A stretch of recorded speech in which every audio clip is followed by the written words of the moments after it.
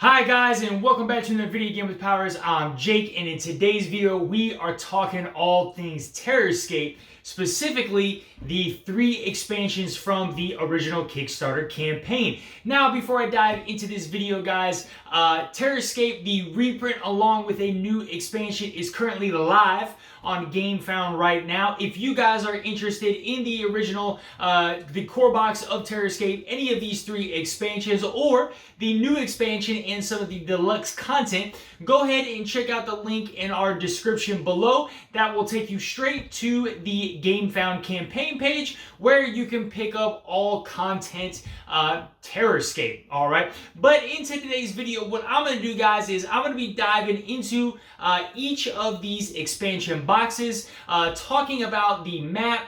That each expansion comes with a map, so I'm going to be talking about the map and my thoughts on that and how it interacts with some of the killers and the survivors. I'm going to be talking about the killers themselves, how they play, what their play style is, what some really good things about them, and just see if it fits with your type of play style, and just really just diving into these expansion boxes so you guys can see what content is right for you. If maybe you don't want to get all 3 expansions, if you're just looking at 1 expansion, then you have a good awareness of everything. At the end of this video, I'm going to go ahead and let you guys know my thoughts and opinions on what expansions I like the best, and I'm going to kind of rank them in order from first, second, and last. But let's go ahead and dive right into this video, guys. We are going to start in order. At least I do believe it is in order. I do believe the very first expansion is Feral Instincts, then Amorphous Peril, and then Lethal Immortals. So we're going to start off with Feral Instincts.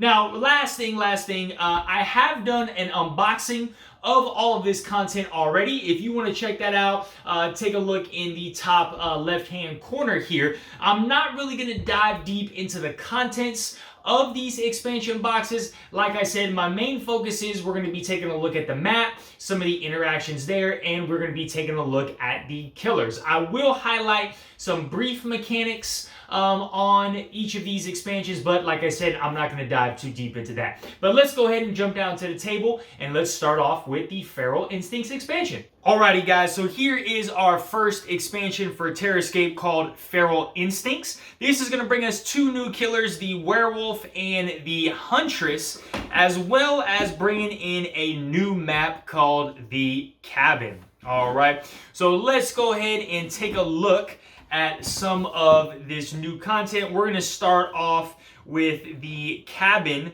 specifically here, and then we will dive into our killers. Alright, guys, so let's take a look at this Cabin map. Now, what I do love about Terrorscape is that it allows the ability for you to mix and match the killers on these different maps. So any of the maps that you see here today, you will be able to play any of the killers on these maps. And I love that Terrorscape did that, because there are certain killers that are going to shine a lot better on certain maps. For example, I feel personally that the Butcher killer from the core box shines exponentially better on this Cabin map than he does the Mansion map in the core box. Now, why is that? I do feel that this Cabin map here is very killer friendly, alright? And let's take a look why. There's 2 reasons why I feel that this Cabin map is killer friendly.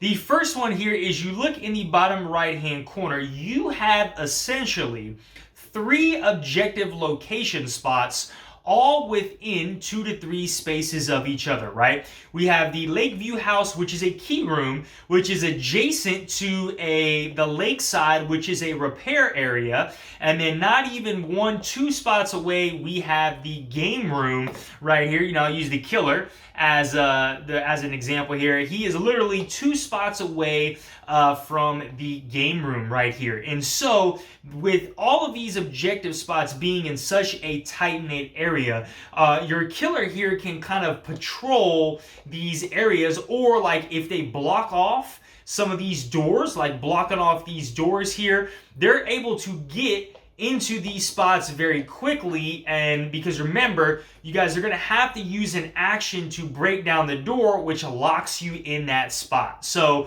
the killer knows if you have these doors blocked and one's broken down, you're either on one side or the other, and they're able to get to these different locations very quickly around here.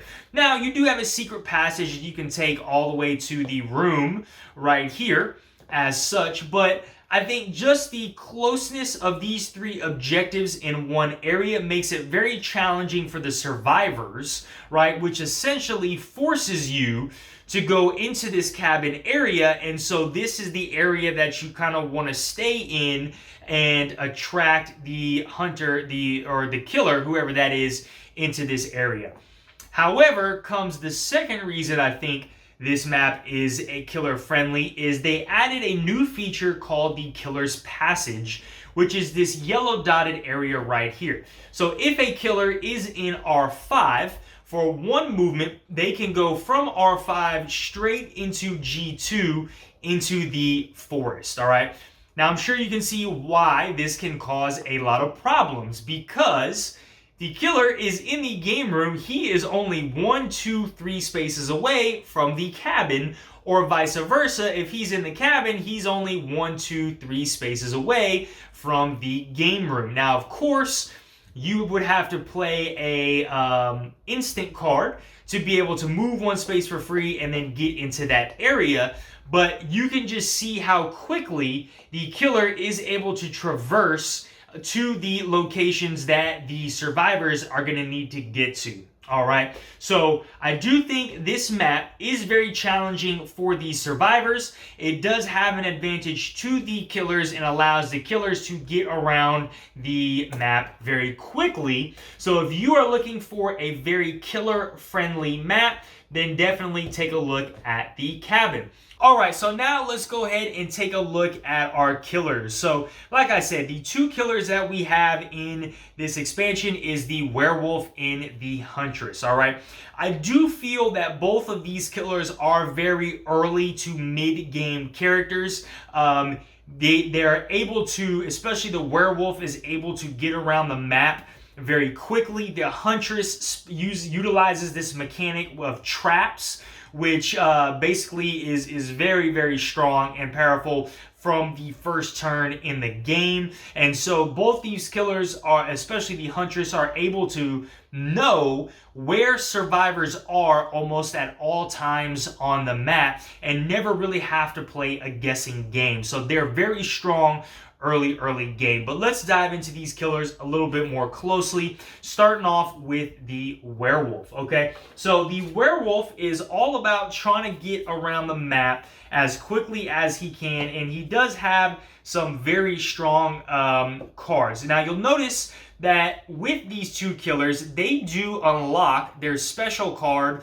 at level 2 instead of level 3, like most of their characters, and they all have a lot of these instantaneous cards. So, for example, you know, he has the basic sense, right? He has the basic move, all right? He's got this howl, which is very useful, right? He can fear all survivors within range 2, and then he gets to move 1. So that's a pretty strong card, and he has a good amount of these, right? He's got your basic move as well. He's got another one called Blood Hunt. So only available when there is an injured survivor. You can move up to 2 spaces, right? He's got another move, okay? He's got this territorial awareness where he can sense in all key locations, right? And that is an instantaneous card. That can be used as an instantaneous card, or he can stealth 0, 2, 3, right? And then he's got some really strong attack cards, +2 strength, +2 strength.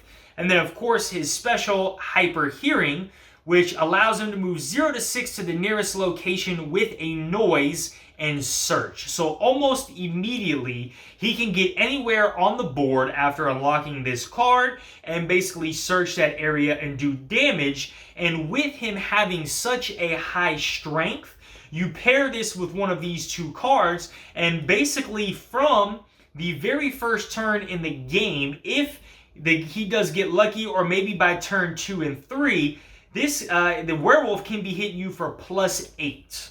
Okay, which is very, very strong. All right, and then you just saw the amount of instantaneous cards that he has in his hand, where he can just move, and sense on you to be able to search and do all of these different things. So if you like a character that is very strong, very agile, very able to get around the board very quickly and check certain spots, like if you know where certain characters are, you can immediately get to those spots very, very quickly by saving your cards. So that is the werewolf in a nutshell. Very strong early game. You want to try and hit the players before they have a chance to get really any defensive items to kind of prevent you from doing that. Now, one last thing specific to the werewolf is there is this chest deck that there'll be these little chests that you will pull out right here and put them at different spots, and the players can go search there to get like silver bullets and daggers to help repel you. All right, but that will require an action.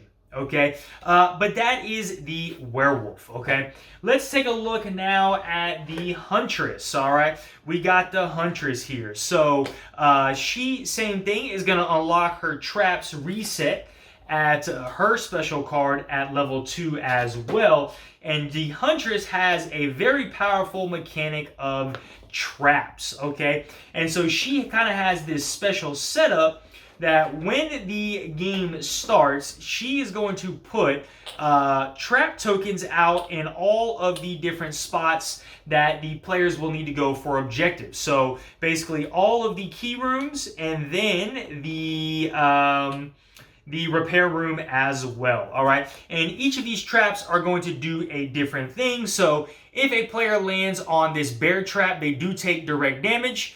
If they land on a skull trap, they gain 2 fear. And if they are on a net trap, you must lay down your miniature and you cannot leave your location this turn. Here's what makes the huntress so strong is, again, from turn 1 or turn 2, as soon as a survivor enters one of these locations and activates one of these traps, they must announce that they're in that spot. And then now, as the huntress, you know exactly where they are at, okay? And so once they activate that trap will go away. And then she has that card, which is this trap reset, which you can reset all of your traps in any location. So then you can put these traps back out. So very powerful. That card gets unlocked at level 2 for her to know where these survivors are and which strategic placement. You can almost basically, like with this bear trap, if you place this strategically, get somebody injured and then put it in another spot where they might go again, you can literally end the game by just having them walk into these bear traps. All right, but same thing, kind of like the werewolf. She's gonna have some really good cards. This tracking card, show the distance to a survivor of your choice. Right, so the survivor must tell you how many spaces away they are from you. All right, and she's got like a move. So she's got move. She's got this tracking card. You can sense a location of your choice. So G5, G4. So you can really tell where people are. Sensing color zones. So you can see she's got a lot of these instantaneous cards to know where people are. Again, we got axe throw adding +4 strength. Bated breath going into stealth, being able to draw cards, and then we have that traps reset. So that is the huntress. Again, very early game character that's going to focus on knowing exactly where these killers are. But that is everything I want to talk about in this Feral Instincts expansion. Again, just to wrap it up, I do believe this map is very killer friendly. Both of these killers are early to mid-game characters, very strong in the early game, but once you guys start building up items, the later the game goes, the more they are going to struggle. So if you are playing as these killers, you're going to want to get around the map and do as much damage to these survivors as possible. Alright guys, taking a look at our next expansion, Amorphous Peril.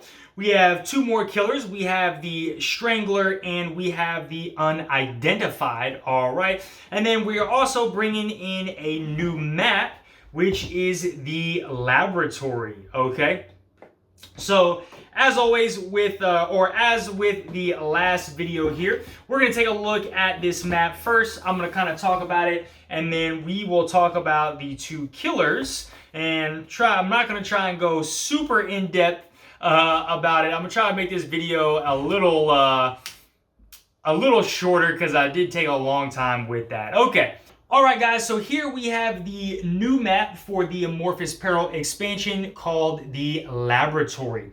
Now I do feel that this map is kind of neutral. I don't think it really favors the killer or the survivors, and I say that because you do have two key rooms right here that are spread out in each corner of the room, and it is 3 spaces to get from either the biolab to the lounge or the lounge back to the biolab. And majority of your killers are not going to be able to cover that distance and search in that room in the same turn. Okay, so that I would be considered an advantage to the survivors. However, that being said, you do have a key room which is adjacent to the repair room, which of course I would give that an advantage to the killer.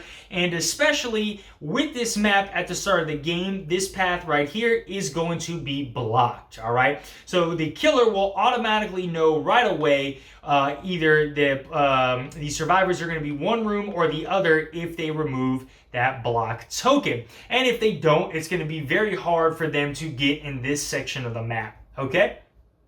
So that's why I say this is a neutral map for me. Now there is one cool thing that they added here with the Laboratory, and we have the sterile room. So anytime a survivor moves through this sterile room, they are going to need to make some noise. Now, thankfully this noise does not happen immediately. All right, you would drop the noise token there at the end of your turn. You would say, I made noise in the sterile room. So this is our Laboratory map.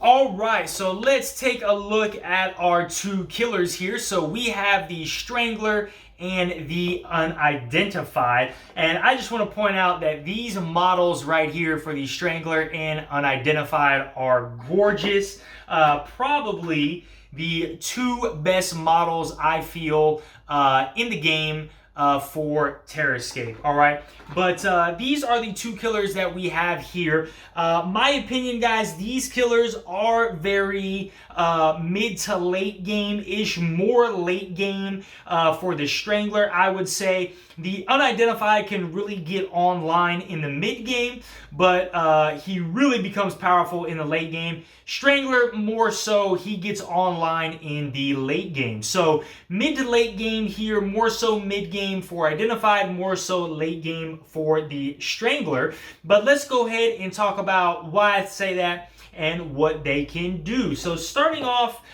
with the Strangler here, you will see that he is not unlocking his special ability until level 3. All right, so again, that is that mid to late game area, but with a lot of his cards, so the Strangler here is going to be all about placing these core tokens. All right, so he has these little core plant tokens that he'll be able to put out on the map, and only 5 can be on the map at one time, but he is going to have these interactions with these core tokens. However, it is somewhat difficult to try and get all of these core tokens out, but he is all about core tokens and blocking. So you will notice that he does have a lot, and almost majority of all of his cards are in that phase if he does not encounter anybody. Okay, so like I said, he is very late game to me,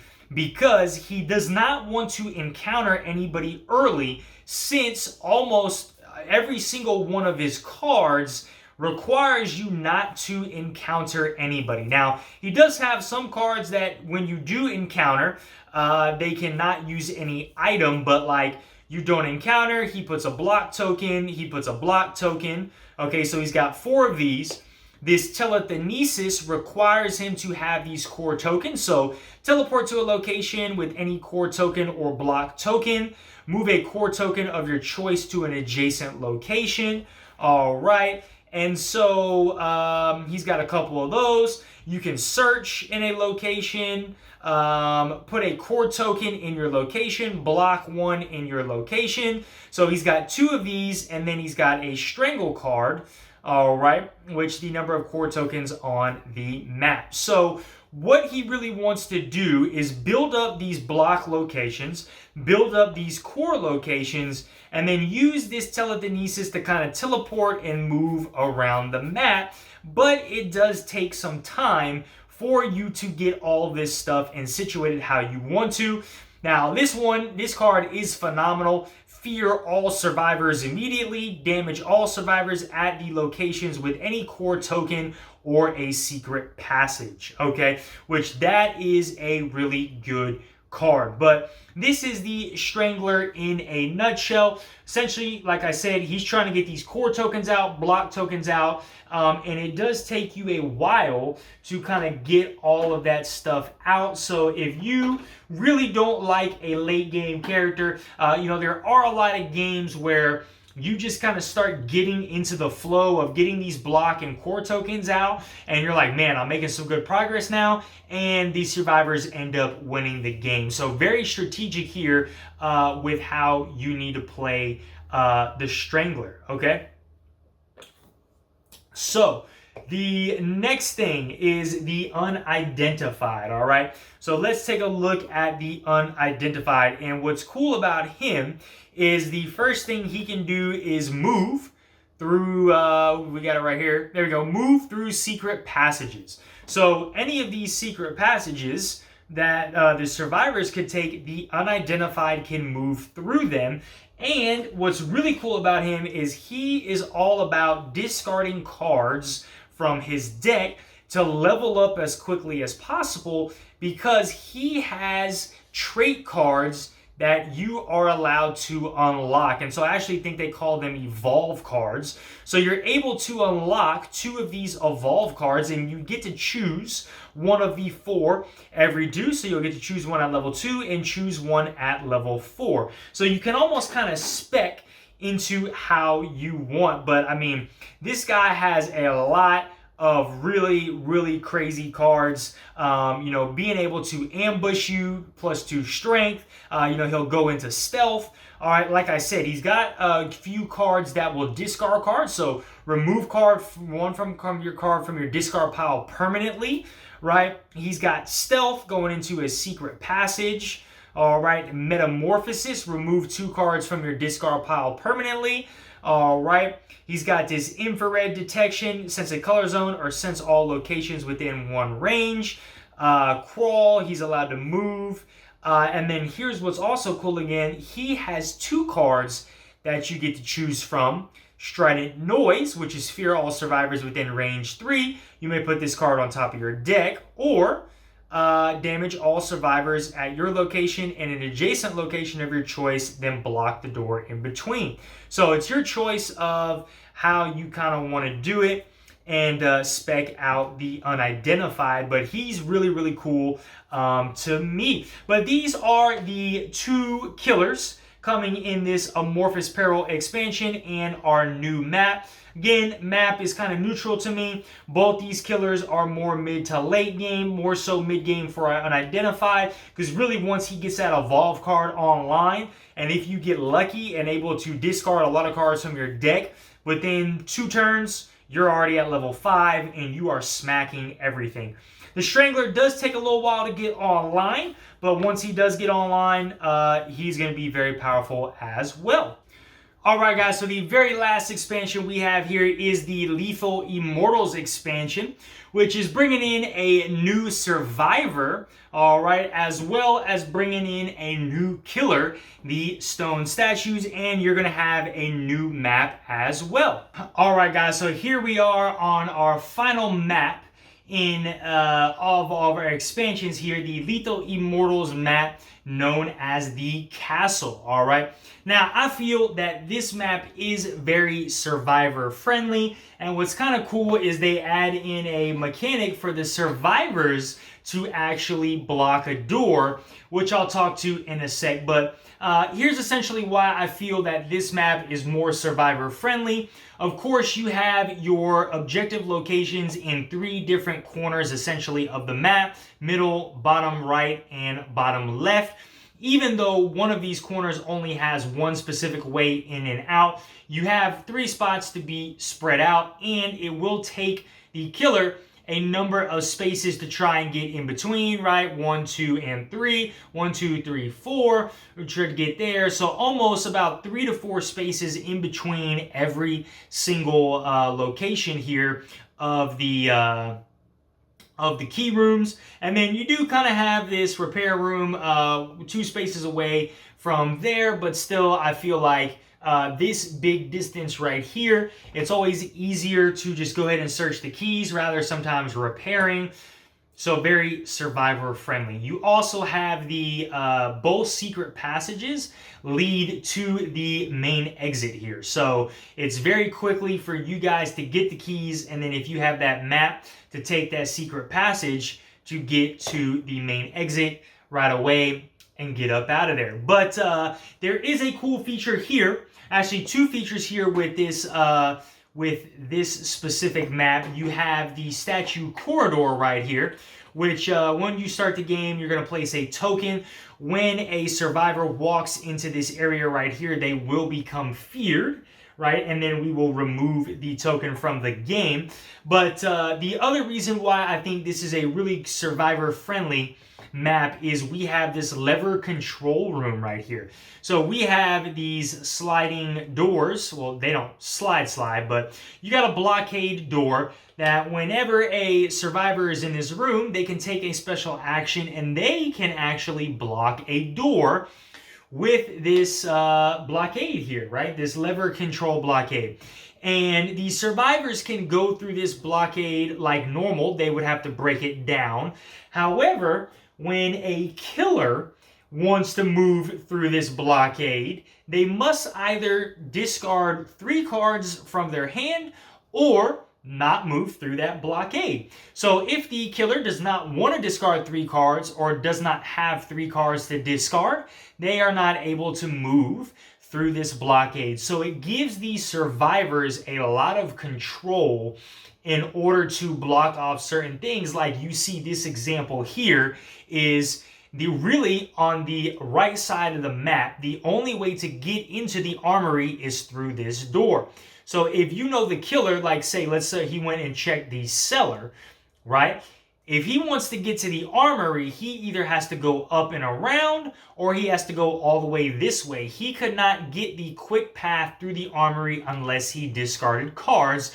So it would give these survivors a chance to kind of load up in this room, search the key room, and now they are potentially safe, depending on who the killer is, for 1 turn because of this blockade if that killer does not want to discard 3 cards. So very survivor-friendly map, I feel, here with the castle. Okay, so let's take a look at our survivor here, George Carpenter. And George does pack a punch here with this expansion. So whenever he's at a book location, he can discard a toolbox to do +1 repair progress or draw a card from the search deck.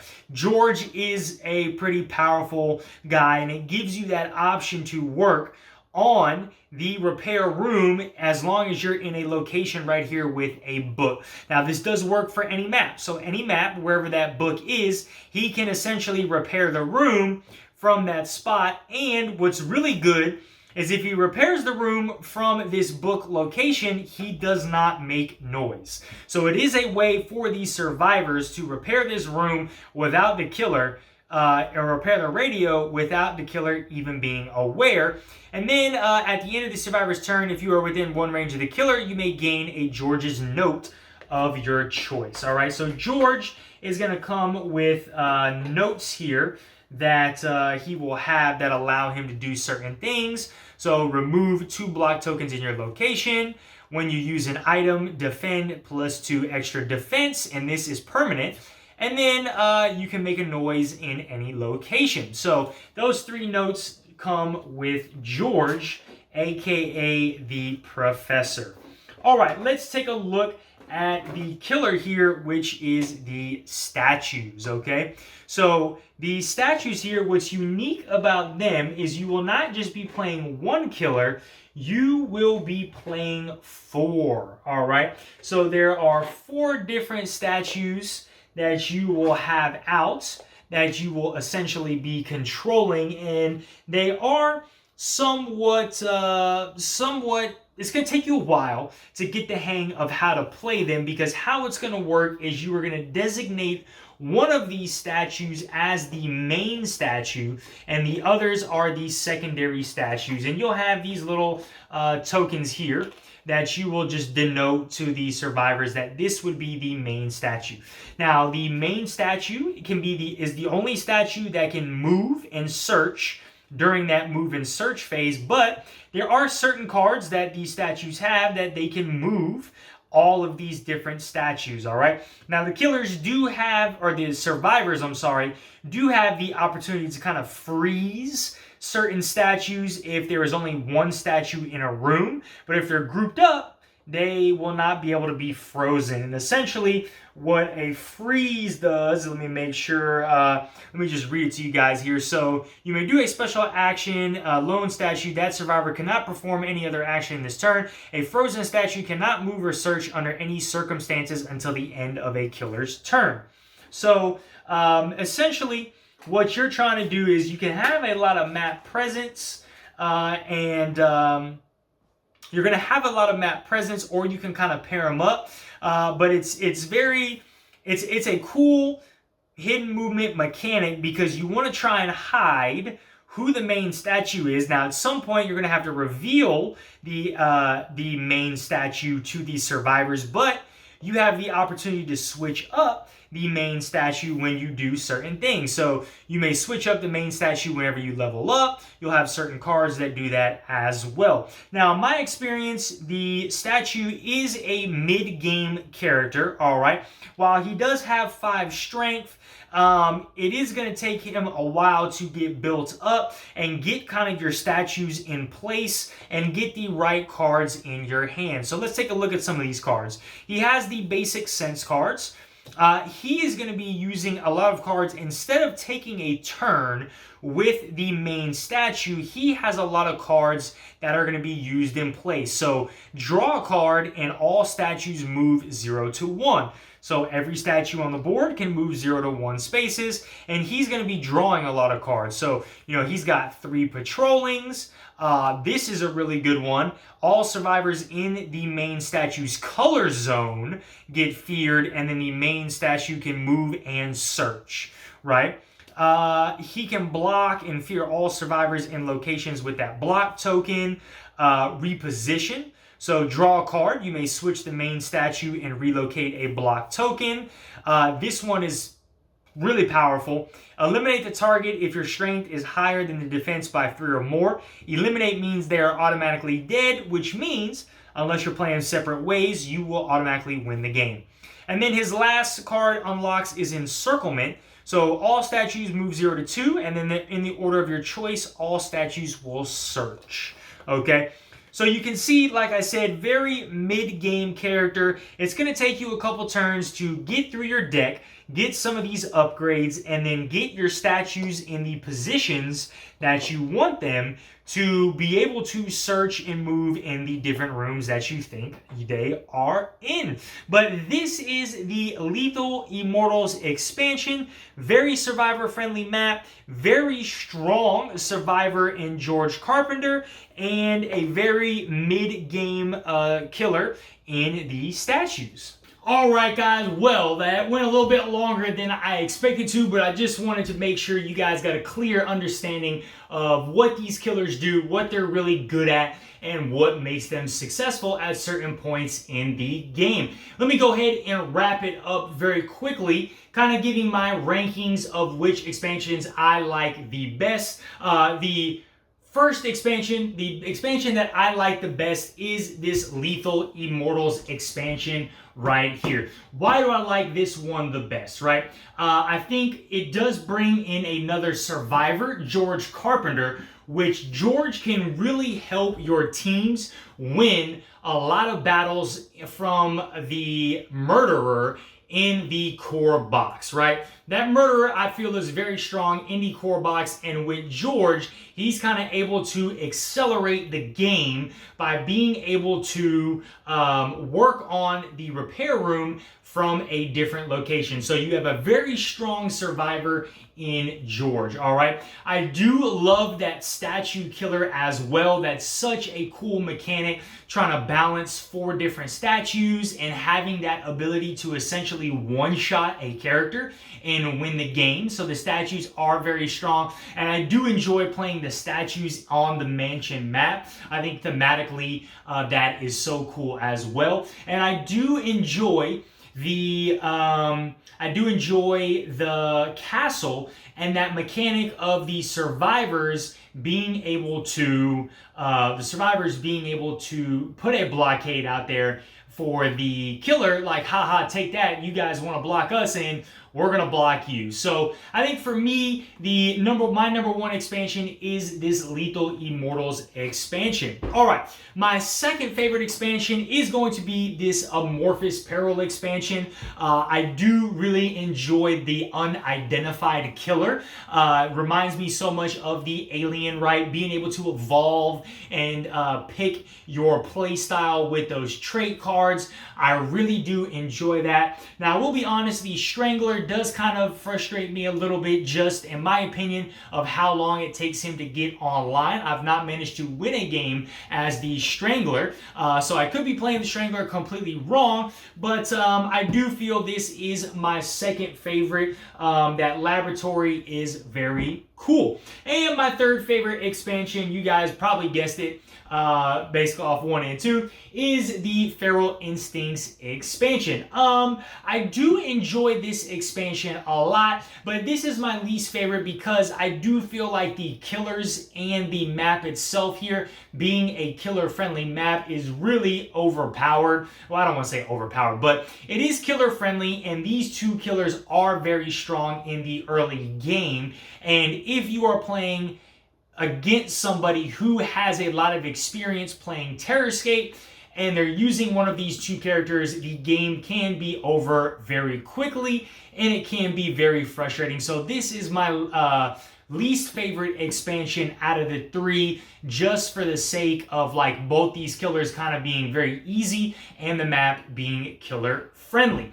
Alrighty, last thing, if I was to recommend one expansion box for you guys, or one must-have expansion box, which one would I recommend? And I honestly would probably recommend the Lethal Immortals expansion, okay? I'd recommend this because you do get 1 extra survivor, alright? It's always, sometimes playing with the same mix of survivors over and over, it gets kind of boring. Adding in George really can turn a game in the survivors' way. I do really love that statue killer. I think you guys are going to enjoy that as well. Having the 4 or 5 different statues and playing these statues in that mansion, you guys will probably enjoy that thematically as well. And I do like that map giving the...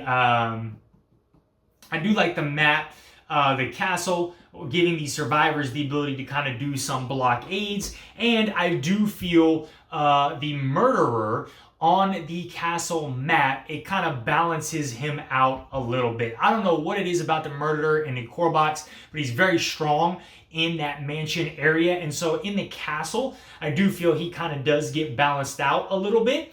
And so this is the one I would recommend the best. All right, guys, please go ahead, comment down below. What are your thoughts and opinions on any of this stuff? Do you guys agree or disagree with me? If you guys like this content, smash that like button, hit that notification bell. And as always, if you guys are not subscribed to our channel, please go ahead and subscribe so we keep bringing you some more awesome content. All right, guys, have a great one. Bye.